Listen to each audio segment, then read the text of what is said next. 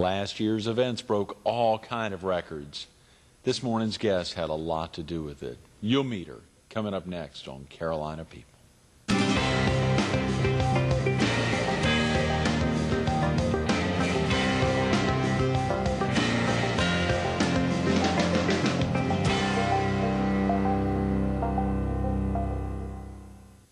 Good morning. Welcome to Carolina People. This morning with the Myrtle Beach Herald. We're focused on the Waccamaw division of the American Heart Association, and we're visiting with its senior area director, Tammy Eaves. Good morning, Tammy. Thanks so much for coming in. Good morning. Thanks for inviting me. I always hate calling you the senior anything because you're so much the opposite of that with all the stuff you get your hands into, Tammy. No one could ever call you a senior, albeit there are a lot of seniors doing some amazing stuff. That's right, that's right. As we see with all the volunteers with the Waccamaw division and the Mid-Atlantic affiliate. You've had a big year this year, Tammy. Incredible, incredible. The numbers were just overwhelming, really.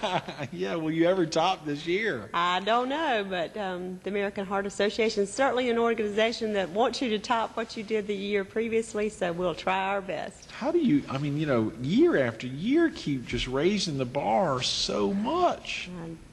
I mean, each of these events probably up 100,000 from when I first got involved about 5 or 6 years ago. Right. They are, and of course, one of the problems that you run into with both the heart ball and the horse ride is limited space. Right. You know, and once you get to capacity, then what do? You increase the price, and then you hope that the community will still support you with a little bit of increased prices. But, you know, we're about to get to that's the only way we can grow. Unless someone were to come in and build a larger facility, which I don't know of any of those plans in the works right now. Yeah, no, I can't imagine for the heart ball or for the ride-a-thon. Lakewood has been so overwhelmingly supportive and continue to open up areas down there, try to work out deals with campgrounds next door, and even there you run into limits. Right, right. And with the ride-a-thon, not only do you run into limits on campsites, but the number of volunteers that we have. We have contemplated whether or not we could even handle having folks at 2 different campgrounds, because you know, basically you would have to have 2 separate sets of volunteers, you know, trained properly for 2 different campgrounds. So, you know, that's something that we're not sure we're ready for yet. Although we know that the folks want to come, you know, participate. So I believe we could fill up 2 campgrounds. It's just logistics that are probably going to hold us back for a little while till we make sure we could handle it. Golly, Tammy, I can't even imagine what that would be like for you or Jack Monroe or so many of the other volunteers that have been around for a long time who want to be right on site and around all the time trying to service 2 campgrounds. Well, and you would run into a situation, too, where if all the festivities took place at Lakewood, then nobody else would want to be next door because everybody wants to be right where the main event is. We ran into that at our heart ball in Wilmington this past weekend. There were 2 separate rooms, and the main activities took place in the grand ballroom, and of course there was another room attached to it. Nobody wanted to be in that separate room, and I'm afraid that that's what would happen you know, if we started doing things like that with the horse ride. Everybody wants to be at the main attraction. As it is now, everybody wants to be at the campsites closest to where everything is held. You know, so they don't want to be 2 or 3, 4, or 5 rows back. They want to be right up front and center.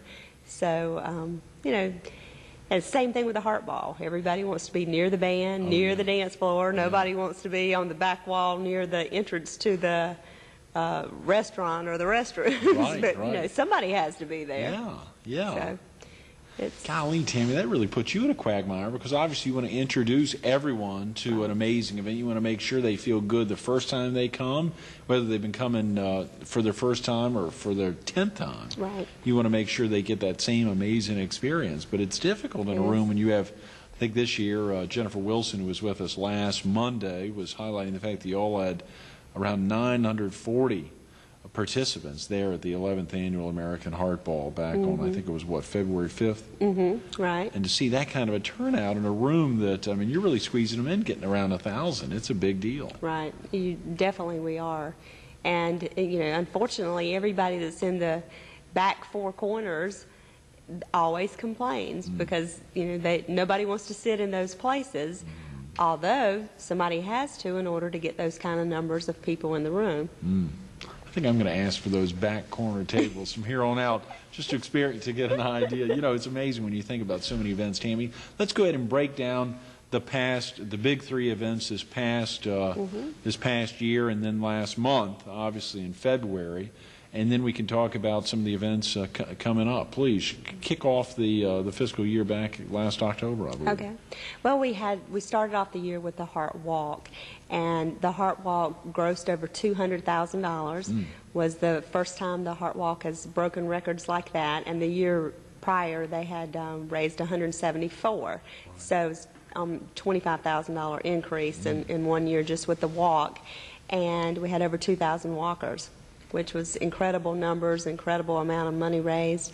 The event was held out at Broadway at the beach, and Margaritaville was one of our sponsors who helped us with kickoffs. They actually sponsored a couple of kickoffs meetings for us, as well as they were sponsored. They actually gave us 10% of the proceeds for the day of the event, which ended up being over $4,000. Really? So, great. So that was incredible. And it was nice to have a new restaurant. People wanted to come out for that purpose. They had the new addition to Broadway, with the Hunley and Margaritaville, that whole section.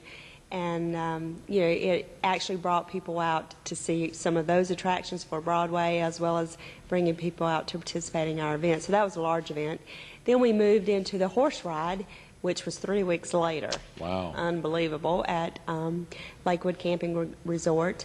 We had over 1,500 horses and probably 3,000 people, but 1,500 horses.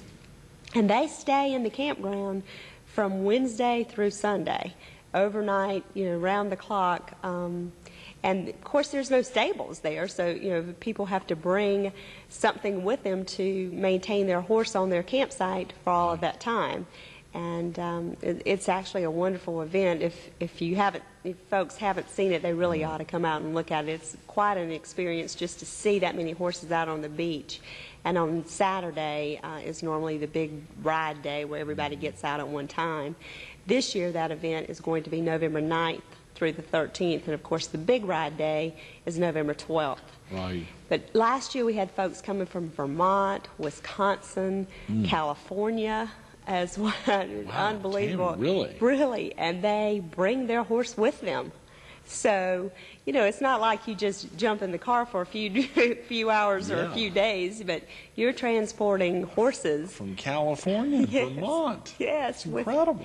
And we had couples that came from those areas last year. They all said, we're going to go back and bring our entire saddle club next year.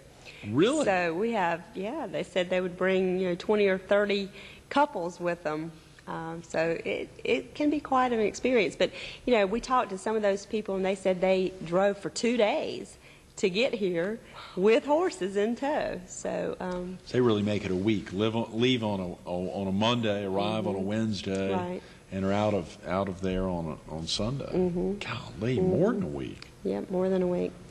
And, of course, this year, November 9th through the 13th, and all the years previously, checkout's been at 11 on Sunday, and they've extended it this year till 2. So that, of course, could give some people an opportunity to ride, say, in the morning, get back around 12 and pack everything up and head out by 2.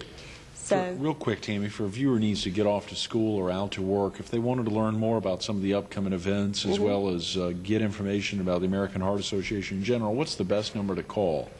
843-626-3939. Okay, 843-626-3939. Of course, there's Heart Association chapters that would serve the PD, that would serve southeastern North Carolina, our viewers up and down. And, of course, this chapter, the Waccamaw Division, is Horry and Georgetown County. That's correct. Albeit, obviously, all of y'all are working together under the umbrella of the Mid-Atlantic affiliate, the 4 states plus the District of Columbia. So there's a lot of good common flow there. But the other 2 events during the year, other than the Ride-a-thon, the Heart Walk, which you spoke about, and the Gala, the Heart Ball, which was held on February 5th, are events that are held in all offices. That's correct. That's correct.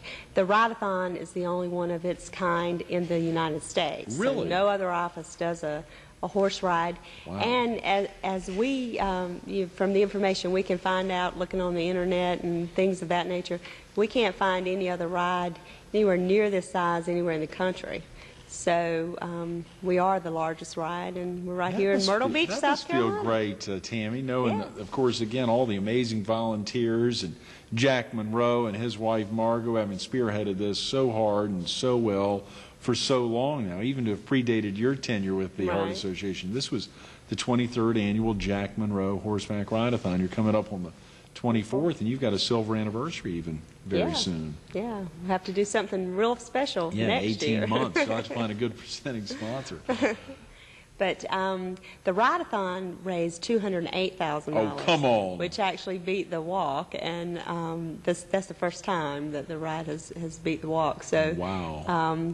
And of course, Jack Monroe wants it to be the largest event anywhere. So he wants it to beat the Heart Ball, which is would be quite a feat because we actually grossed $315,000 this year. Wow, Tammy. Golly, so you had two events over $200,000 and one event over $300,000. You grossed within this tiny office $725,000. That's incredible. That's right. This is our first time ever having an event raise over $300,000. So we were very excited, and not just a little bit over, but $315,000. Yeah. So that's very, very significant for us. That is tremendous. That is tremendous. Go ahead and share with the viewers what all led up to what you believe helped make this such a successful Heart Ball, and of course seeing the cadre of amazing sponsors top to bottom, as well as the community year after year, this being the 11th annual for a little more than a decade now, having made such a huge commitment, and all the incredible volunteers. Well, I think one of the things is that we have made this one of the events to be at in Myrtle Beach.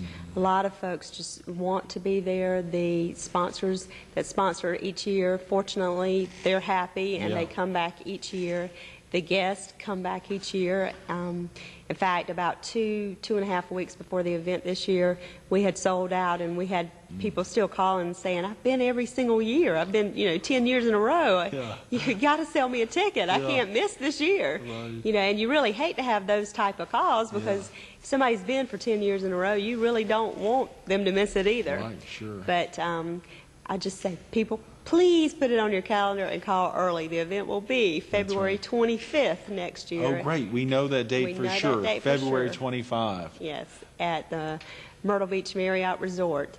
And folks can call as early as today and go ahead and make a reservation for next year. Right. So, they won't have, to hear us say, "I'm sorry, we're sold out." We don't like telling people that, and people don't like hearing it. Sure. So, and I know that this year when it happened, we had guests calling our sponsors, we had guests calling our committee members begging for tickets. So just get on the reservations early, call our office, and go ahead and reserve your spot now so you won't have those kinds of things happen to you. People that have been just ticket purchasers, a lot of times they ask us, "How can I get the better seats?" Be a sponsor, become a sponsor. That is really the best way to get a better seat. And our sponsorships range from as low as $1,000 for a bronze sponsor, right up to this year it was $22,500, and next year's probably going to be a little bit more than that. Oh, you're kidding, Tammy. How can anyone come out of pocket? Yeah, that's great. Congratulations.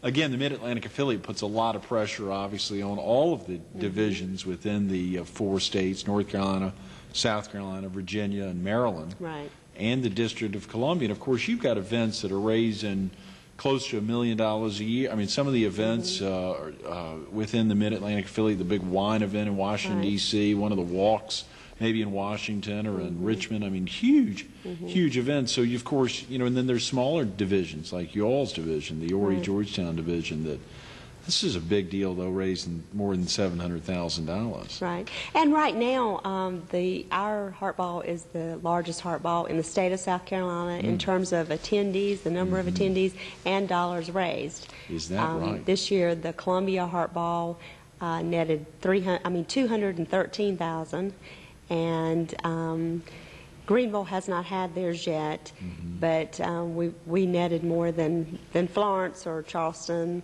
or Columbia. More than Charleston as well. Wow. Yes.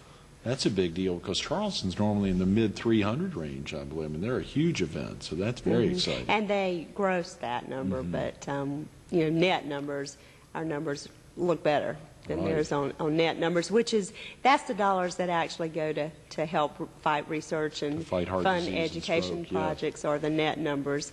And not the gross numbers. And so you have to think net always. And of course, again, the Heart Association makes sure that for events like that, that you've got no more than, what, 20% actual cost? That's right. That's right. And it's difficult sometimes to stay within those ranges when you have over 1,000 attendees at an event and you serve filet mignon, shrimp, stuffed with crab meat, you know, a wonderful meal. Just the cost of the meal can get very expensive, as well as you have hors d'oeuvres. You have to have alcoholic beverages, of course, liquor, beer, and wine for a 6-hour period for 1,000 people. I mean, you know, that's a lot of cost involved in those, and fortunately we're able to get a lot of things donated, and so we can hold our costs down. Just about everything was donated except the cost of the food this year. So we're very fortunate that we have sponsors for decorations, for the wine, for the liquor, and as well as monetary cash sponsors as well that help us defray costs and as well as raise more money. Speaking of where those funds go, Tammy, we've got about 10 minutes. I want to make sure we take the opportunity to highlight, and of course normally this is a people show. We talk about you and your background. Folks may not have seen you on, but you've been with the Heart Association 15 years now. Right. A big celebration recently. You must have a pretty good feel of where most of these funds are invested and how they're reinvested in communities. If I was to buy a ticket to the Heart Ball next year, $150, $175, after the expenses, where's that money going to go, and how is it going to be used to help folks in my community? Okay. Well, first of all, the major portion of the money goes for research. Research is something that we all benefit from, whether the research is conducted right here in South Carolina or somewhere in California or Baltimore. It doesn't really matter where the research is conducted because we all benefit. Things like pacemakers, the heart-lung machine, CPR, AED machines, things like that were invented because of research dollars that were raised from events such as this throughout the United States. So a large portion does go for research. Here in South Carolina, of course, our research facilities are the Medical University of South Carolina and MUSC.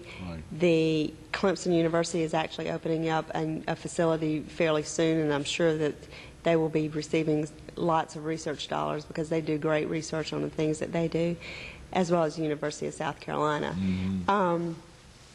Over half of the money that we raise does go for research because a portion of what's raised in each event goes for research, but also there are monies that national funds back into South Carolina. So if we have researchers, they can apply for research grants through the Mid-Atlantic affiliate and the National Center.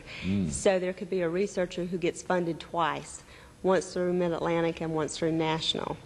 And that helps our numbers to grow. And as much research as we do, there's still grants that get turned down that should be funded. They are bona fide researchers with great expectations and great things that they want to do research on. We just don't have the money to fund them. So there's more that we need to be doing out there in the field of research. But we also offer CPR programs. Of course, the American Heart Association, it was the developer. Our researchers actually developed CPR. So a lot of folks don't know that because the American Red Cross as well as the American Heart Association teaches CPR.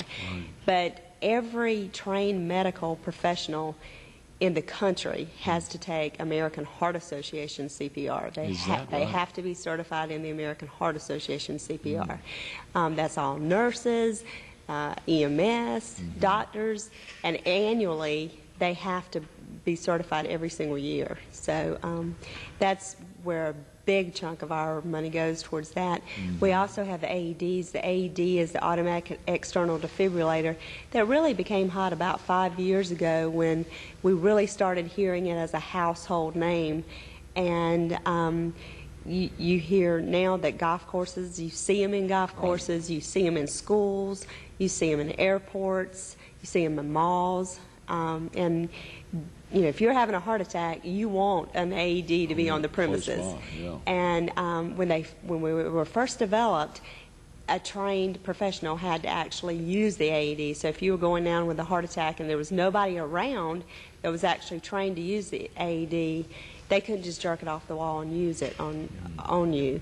But the Heart Association lobbied really well through our advocacy program, and we made it where a lay person can actually use an AED, which is fantastic because it's made a world of difference. It's made a world of difference. More lives are saved every single day from lay people than from medical professionals. And it's because of some of the lobbying that we've done with CPR, some of the education we've done with CPR, as well as AEDs. Those are the two main things that are working through the chain of survival to save lives in our community. Chain of survival is so critical, and I mean, there's so many things that need to be done, and if someone's sitting in a restaurant now and they're seeing someone having a cardiac arrest, or there's any number of things going on, what are some of the first things that someone should be thinking about doing, Tammy? Well, if they're trained in CPR, of course they should go over, check the person's pulse, and actually start performing CPR if they're out. Of course, you know, that is the one mistake some people do make, is to start doing something like that when the person is really not, they have not stopped breathing. So you have to make sure that the person is not breathing before you perform CPR, and certainly before you hook an AED machine up to someone. But and of course, the first step after checking pulse would also be to get someone to call 911, because you are only one person working to save a life. You need backup to be coming as fast as they can to help you. Because you're going to need assistance, especially if that person is not breathing. You might get them breathing for a few seconds, but they're going to need some additional help, and they're going to need to get to the hospital as soon as possible. So, you know, I would say all lay people, get out and learn CPR. That is one of the best things you can do. You never know when you're going to need it. Either could be at home, you know, your child could do something, you know, have an accident, they could swallow something. You need to know CPR for children as well as adults. Tammy, viewers can call the 843-626-3939 number to get numbers for hospitals or other area groups that give the CPR training. Is that right? That's correct. Okay. That's correct. We actually have a training center here that Grand Strand Regional Medical Center actually helps us with, and most of those trainings are now conducted at Coastal Grand. Is that right? Okay, sure. Folks can also visit AmericanHeart.org to check about locations, or try the 800 AHA USA 1 number as well. If they if they live in southeastern North Carolina, they don't want to make an 843 call, can try the 800 AHA USA 1. A lot of critical information on there for their particular community. Right. And that's, I'm glad that you mentioned that. A lot of folks go to the doctor, find out they've got heart disease. The first thing they do is they come back home and call our office, ask us to help them plan menus and things of that nature. They can use the information that you just shared, go online to the AmericanHeart.org site, and you know, no matter what condition you just learned that you have, or a spouse has, or a child has, or a parent has, you type it in, and the American Heart Association has knowledge about it. They can explain the procedure, you know, through literature on the internet, as well as helping with dietary plans and things of that nature. So there is a wealth of information through our website that you can get to at your fingertips. Glad you mentioned that, Tammy. We just got a couple of minutes. There's 3 big dates for the upcoming year, and of course year-round, Jump Rope for Heart and some of the other amazing initiatives in the schools are going on. Bev, who would be a great person to talk to and to get on Carolina People, someone who's doing this within all the schools in our area all the time, as well as so many of the school programs. But 3 big dates coming up in the next fiscal year, 2 in this calendar year, and then 1 more early 06. What are those 3 dates for viewers to get on their calendars today? October 15th is the Heart Walk. November 9th through the 13th is the Horseback Ride-a-thon. Of course, that's at Lakewood Camping Resort. Right. And the Heart Ball is February 25th, 06 at the Marriott, the Myrtle Beach Marriott Resort. At Grand Dunes. At Grand That's such Dunes. a great location. Of course, viewers can even call there probably to begin laying out reservations at the 843-449-8880 number Right. to begin thinking about the Heart Ball next year, because folks can really make it a weekend, Right. come down with those reduced rates and take advantage of that, as well as the great deal for 6 hours of pleasure there with helping the American Heart Association. That's correct. Tammy, thanks so much for being with us this morning. Thank you for having me. Sorry we've run out of time. Congratulations on such a big year. Thank you. Absolutely. Stay tuned to more Carolina People with Tammy Eaves coming up next.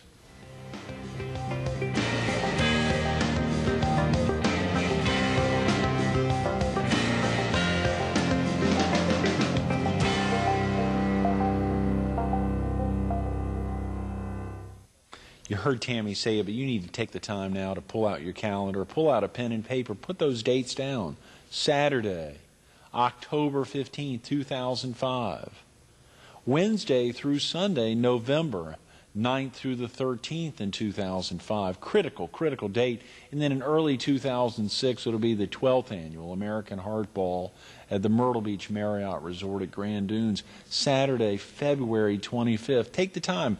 Tammy said that off camera, 2 months exactly after Christmas. That'll be a great Christmas present. Go ahead, you can call the office, 843-626-3939. Either buy one ticket, buy 2 tickets, buy a corporate table. The tables will be very inexpensive, and they go, as she said, to fight heart disease and stroke, whether it's research in California, in Vermont, in Texas, or right here in our home states in North and South Carolina.